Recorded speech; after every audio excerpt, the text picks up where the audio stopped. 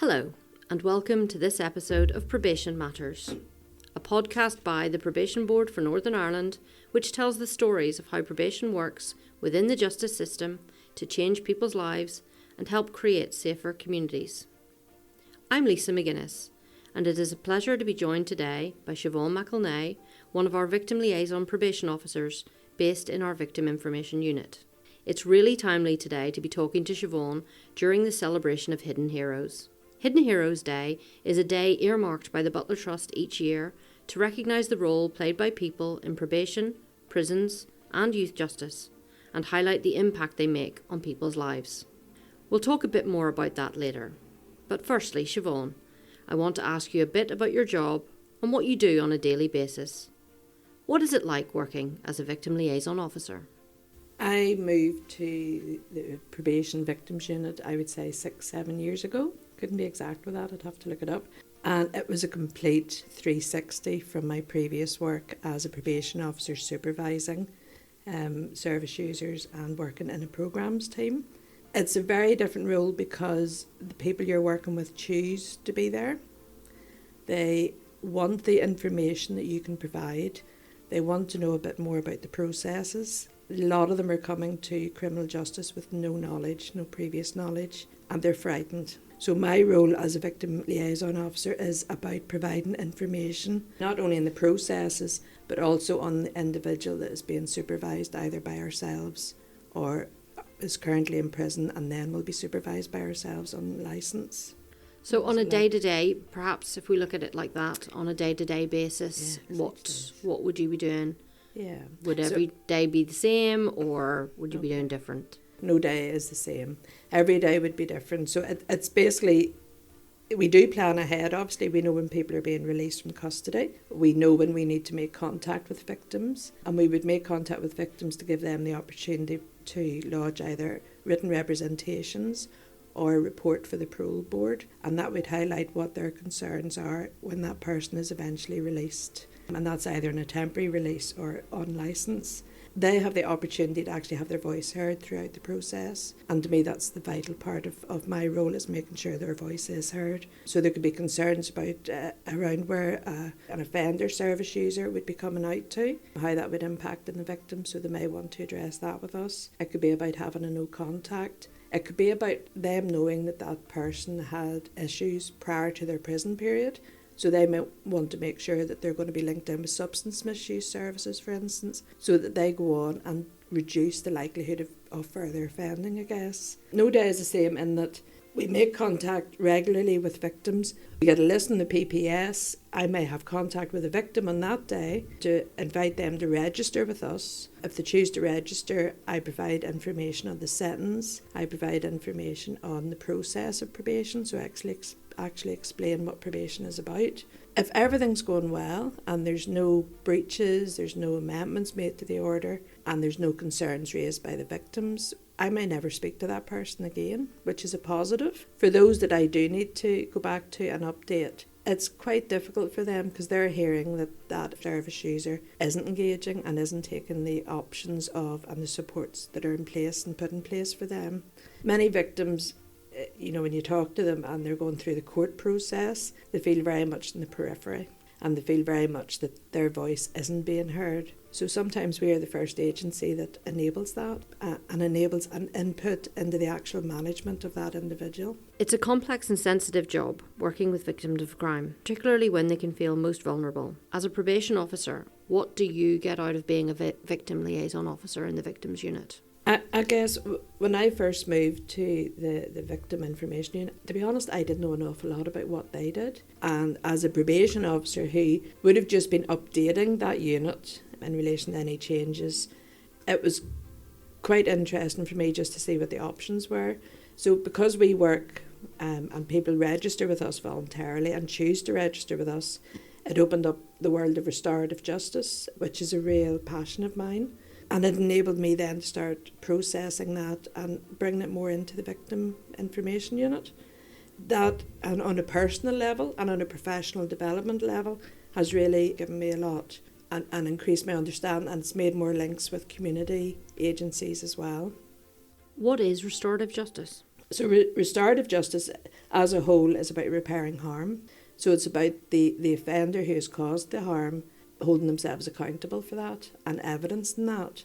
And it's about the victim who has been harmed having the opportunity to actually ask questions that only that person can answer.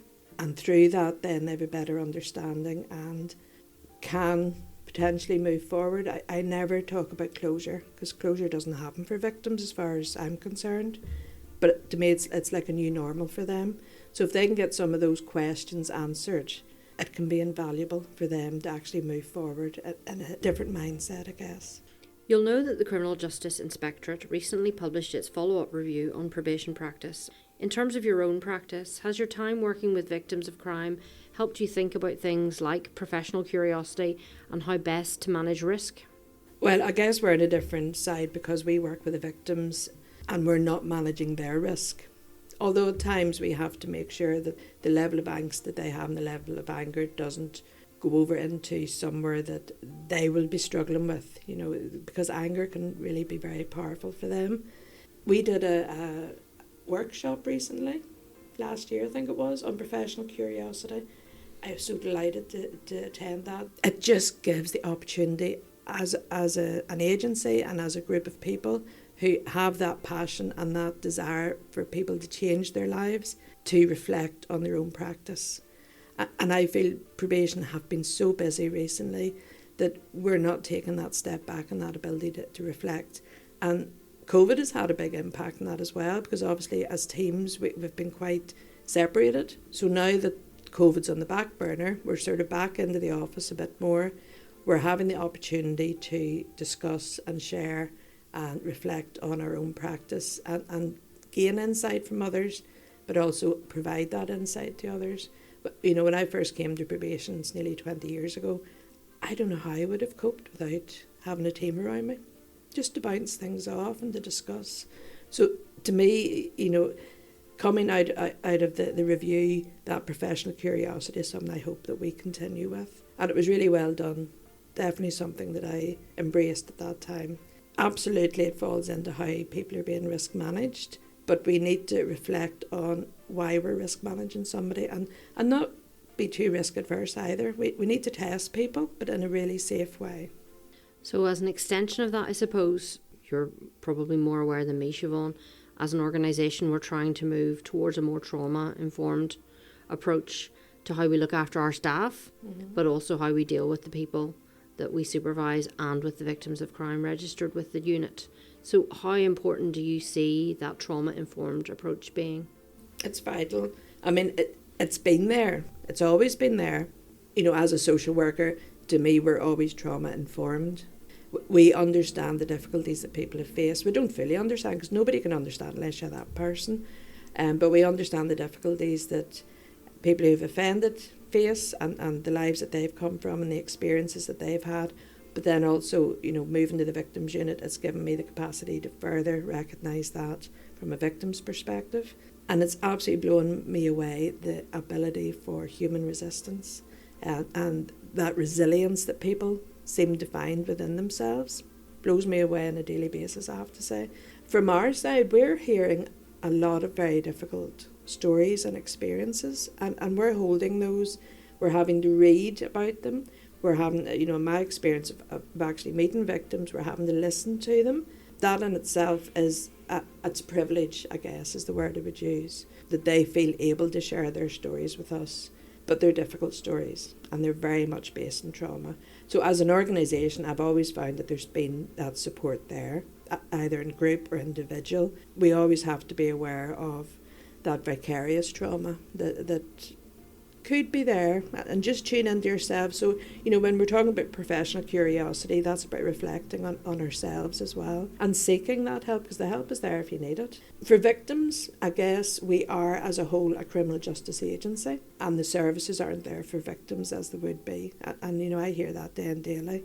It's something I would love to improve as an agency, but finances, facilities, all those supports aren't there for victims at this stage. What would be your dream scenario in terms of what the victims unit could provide to victims? Counselling would be the first thing. For those that wish to take part in counselling isn't for everybody, but for those that would wish to take part, that specific trauma-informed level of counselling would be fabulous if we could refer somebody in.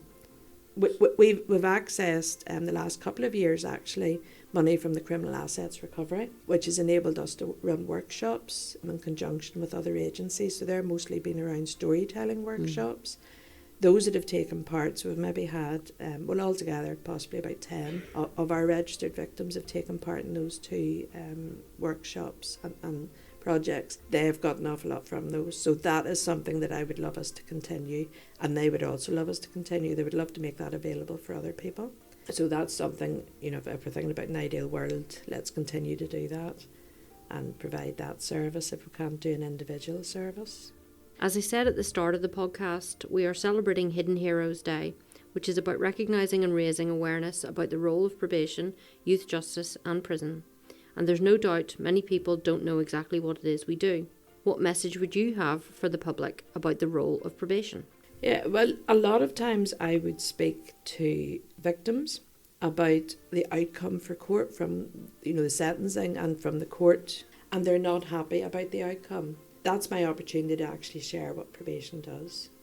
The way I would explain it to victims who I'm in contact with is that we would hold a mirror up to those that we're working with. So holding that mirror up lets them see their behaviours, the impact of those behaviours, how those behaviours have impacted not only on them, because it has impacted them, but also those around them. So the victim directly, but also their own family and community, because it has to be seen as a whole. And how they can change those behaviours and what the potential turnaround of that. So if you turn the mirror around, what might it look like? And you're talking about the miracle question there. So if you ask them about the miracle question of if life was different and you'd like that one wish, what would it be? So it's starting to get them to think about that. Probation to me is invaluable in the rehabilitation, I think, of our service users, because we do challenge, we do support, we're very holistic in how we deal with the people that we're working with, and we have to be. So the support has to be there as well as the challenge, but holding that mirror up to them to me is the most important message that anybody gave me, I guess. And with that, another message I had was always consider that the victim is sitting on your shoulder, looking over your shoulder, looking at the work that you're doing with that person, because they need to have the reassurance that we are doing work with them, and it's not just a matter of them turning up for an appointment and checking in with us, that there is specific work done. And obviously depending on the nature of the offence, the nature of that person, the issues they're facing, depends on what they're going to be doing programmes wise and individually wise, I guess, and linking in with the other agencies. So that partner working is vital as well. Are there any particular stories that spring to mind when you're thinking about your victim work at the minute? I met with a family, and this family had lost a loved one, had a very difficult court case, very long court case, went over 4 to 5 years. They were exhausted. Met with them, they had questions very much had never been answered, and a lot of what they wanted to share at court they weren't allowed to, and it was part of the defence, and they were very, very frustrated by that. So their voice was nearly dulled, and they were very frustrated by that. So I was able to discuss the restorative side, I guess, with them, and able to share that questions could be answered if the service user was in agreement with it as well, and explain the restorative process. And they did voice that it gave them some reassurance. So they knew it may not go anywhere, but the very fact that it's an option that's open to them did enable them to have a different perspective, I guess, on probation, but also on the criminal justice agencies, and recognise that we would do our best to try and enable this to occur. I explained that there's different levels of restorative justice, so it could just be that they would write a letter with those questions incorporated, and we would provide that letter then to the offender service user and have that discussion with them, and in the hope that they could possibly provide some answers to them. So that's a recent story. I came away from that meeting thinking, I've done a really good job here today, because I've been able to provide them with information that they didn't know. And it seemed to lighten their load a bit, even though they knew it may not go anywhere. the fact that that conversation had been had. Well, they were actually being listened to. They were being listened to, their voice was being heard. They didn't know anything about restorative. It was through what they said. I thought, well, this is something that potentially could lead to, and it's important that they know that it is an option that could be explored. So yeah, even though it was a very difficult meeting, and there was obviously a lot of trauma around losing a loved one, they were able to share basically their story and their experience of from the day that they heard their loved one had been taken to where they're at now. So it was a good meeting. And anybody who's lost a loved one, that trauma is immense, but it's very different for everybody. And it can be very intergenerational, which is a real difficulty for people. So the next generation are coming up with that trauma. Thank you very much, Siobhan, for giving us an insight into your work and your role as a Victim Liaison Officer. Find out more about probation and how it changes people's lives for safer communities by visiting our website at pbni.org.uk